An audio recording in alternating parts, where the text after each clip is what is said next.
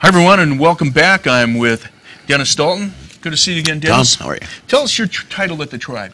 I'm tribal member. A tribal member. Okay. All right, but you're also in charge of the finishing up as Adam took on running the tribe. Yeah. You went on over and took over the sports rebuilding area, right? Yeah, the park restoration. Okay. All right, good. And we're here today because yesterday I drove by and I noticed that all the sod was in, and the infield was being put out. I think we can run that clip. Why don't we go ahead and try that? Is that going out?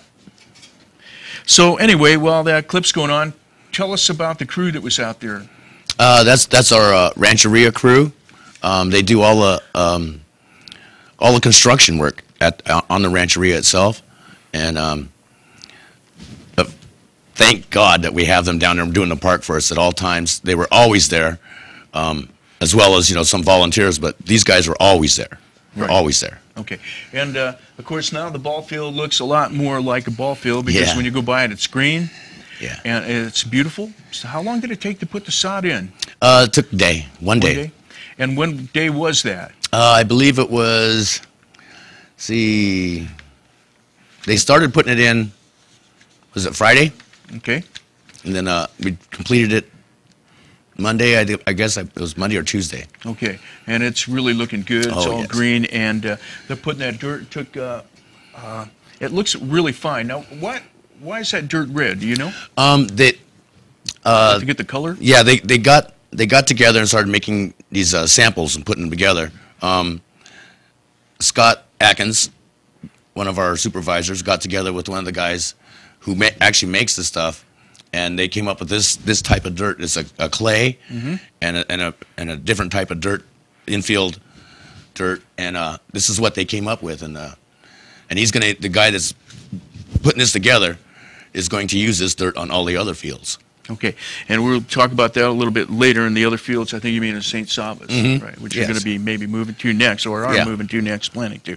Okay, and we're still looking at that clip, and the crews were out, and I bet they're pretty happy because it feels like it's finishing up. Yeah, once we got the weather, which we was waiting for, we can go get back on with the project.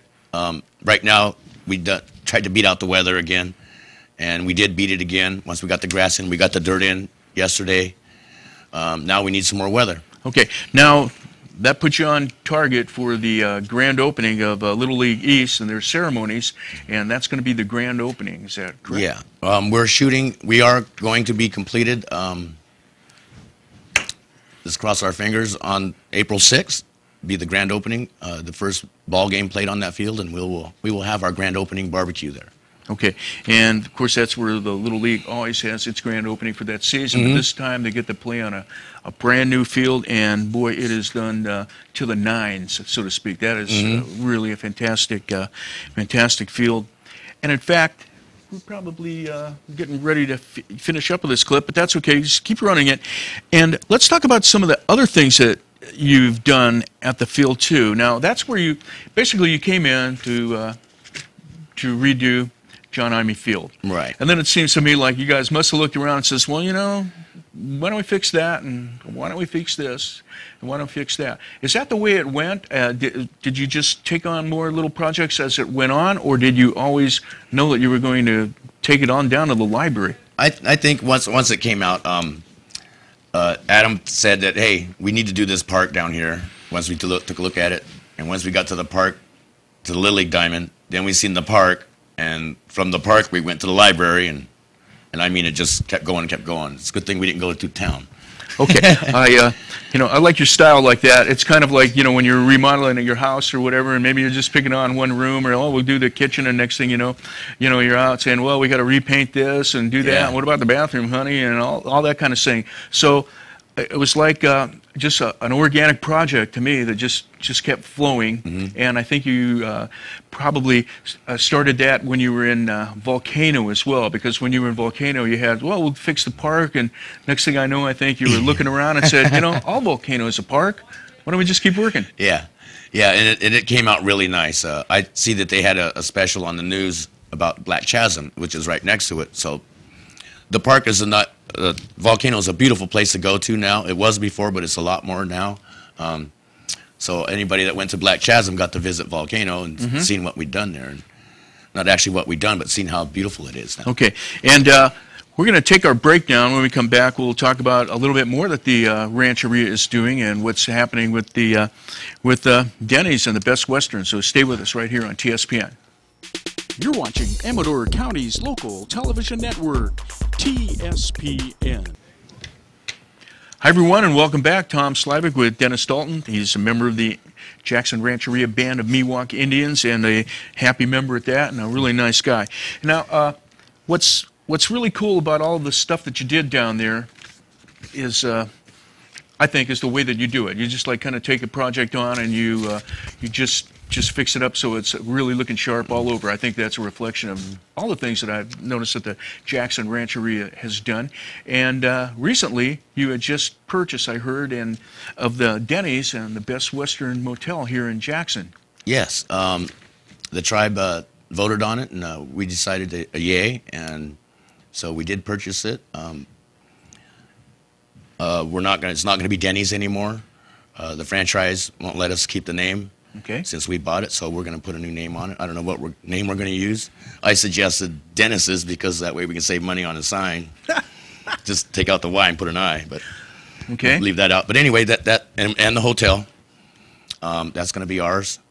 We're going to run it all, and that'll be our sister hotel to the casino. Okay, that'll be a nice thing too, because if people are staying down here at the hotel as well, and they're traveling either back and forth, like on the shuttle, or they want to take their car or whatever, they'll be accessible here to Jackson in the downtown area. So it sounds like a lot of nice synergy there as well. It'll bring a lot of revenue to the town also, and then we'll have transportation for the gamblers and all of our customers back and forth to the casino. Okay, and as you said, you had mentioned to me earlier, there'll be no gambling there because that's not on federal land, or Jackson Indian land, excuse me, which I think would have had to been, I don't know all that stuff. All right, so anyway, so it'll just be a Denny's and stuff, not a Denny's. Dennis's. No, we're not going to put that there.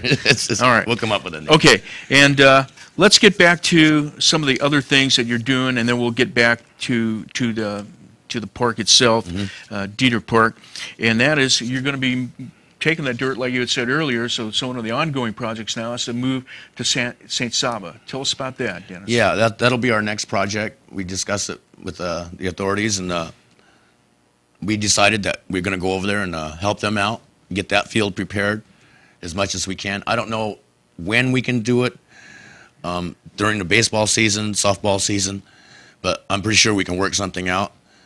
I do believe we're going to do the infield backstops. Basically, you'll be. I don't really know, but what? Put in the dirt that came out of the infield from. Yeah, that we'd had before in there. That when it rained on it, we took it out. Right. And it's still good dirt now that it's dry, and we're going to put it on their part. Okay, so that'll be great. And how are people getting a hold of you to ask for your help for the tribe? Is it they call a lot of requests? Yeah, a lot comes to me, a lot comes to my brother. Through the tribal members, and then they come to us. But if you want to get a hold of us, call the number that's on the pamphlet. Okay.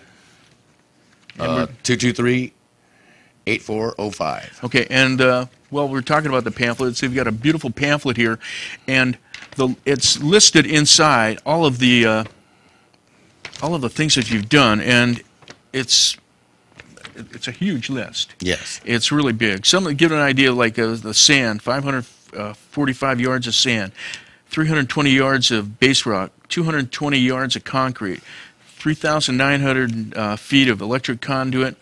Plus, look at all of the fencing that went around. You've just added, I believe you said, for people that haven't been there, was behind the backstop. Tell us about that. We just completed the wheelchair accessible area for the people in wheelchairs that they can watch from behind the backstop. It'll be level to where they can see over the backstop and watch, and it's all railed off, and it's especially for them. That's great. And there's the pamphlets are going to be available right up by the square dance area. Yeah, at the park, and then down by the pool area, we'll have a couple of areas where you can pick up the pamphlets. Okay. Now, do you know who's going to be singing the national anthem down there? Is it going to be Frank Halverson? I don't know if we're going to use him? Frank. I don't know. We'll see. Okay. All right.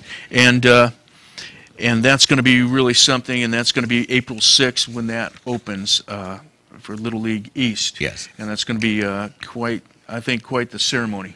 Yes, it will be, and this is like we do everything. We do everything 5-star. We go all out, first class at, and that's what we are. And the tribe is we're honored to do this. Will the tribe be down there and be blessing the field in Yes. the Indian way? Yeah, we will come down and bless the field before the ceremony starts, and the ceremony is the ball game.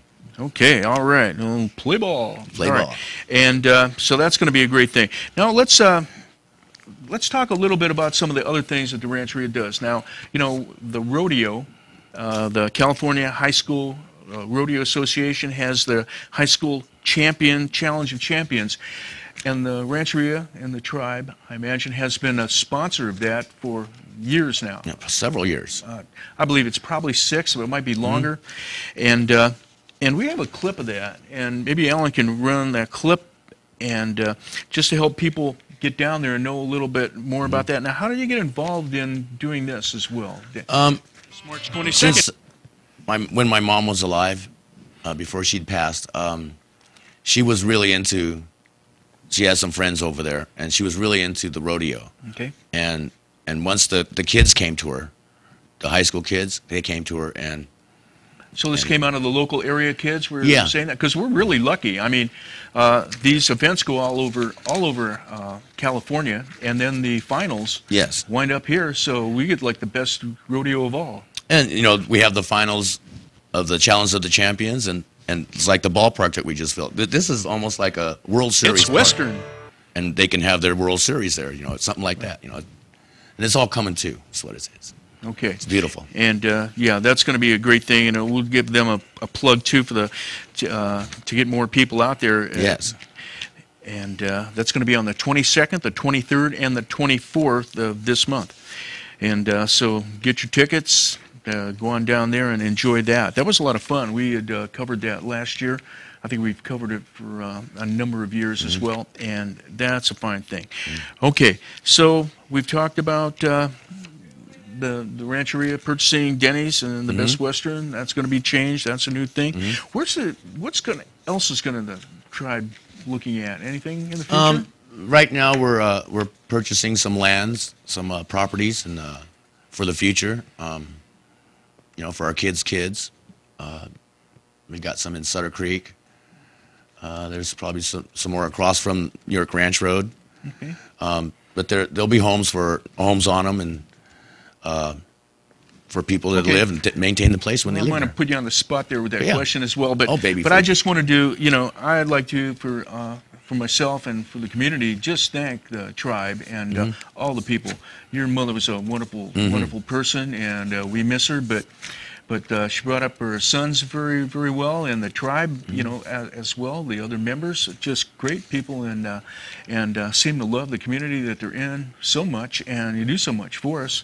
I think and it gives us a glimmer of of growth and good things that are happening in these bad and down economic times. I think to have the tribe helping out.